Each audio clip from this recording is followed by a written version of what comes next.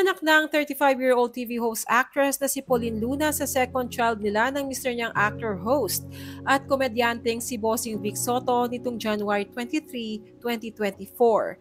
Araw ng Martes, bandang alas 7 ng umaga via cesarean section.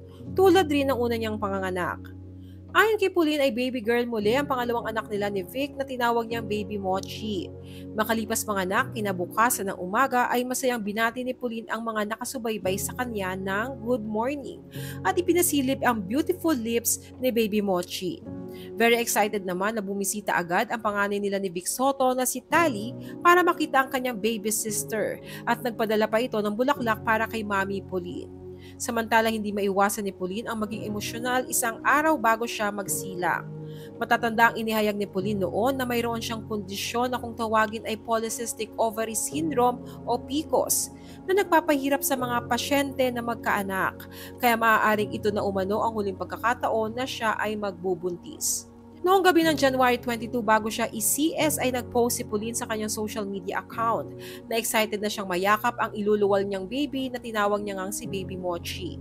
Ipinakita muna ng aktres ang full term niyang baby bump at emosyonal na isinaad ito sa caption. "Today, I took my last, probably ever pregnant selfie. Yes, it sure is a sentimental feeling but I feel extremely blessed to be able to carry another child despite my condition. All glory and praise goes to our one and only Lord for blessing us with this child. Ikaw lang talaga ito, Panginoon, wala nang iba pa. I couldn't have carried her to term without your protection and guidance, O Lord. I would also like to thank all my prayer warriors who have been with us since day one. Please know that you have a special place in my heart." May mensahe rin ng appreciation si Pauline para sa panganay niyang anak na si Tali. Anya, "To my dear Tali, I know this is something new and things might be a little different, but know that you will always be mommy's first. It was just you and me for 6 years, and you have taught me so much. Maybe you would think that oftentimes you needed your mom, but it was really me who needed you most of the time. Thank you for giving me purpose and meaning. Thank you for making me a very happy mommy." Hindi rin nalimutan ni Pauline ang pasalamatan ang mister niyang si Vic para sa pagmamahal at suporta nito sa kanilang journey as new parents again.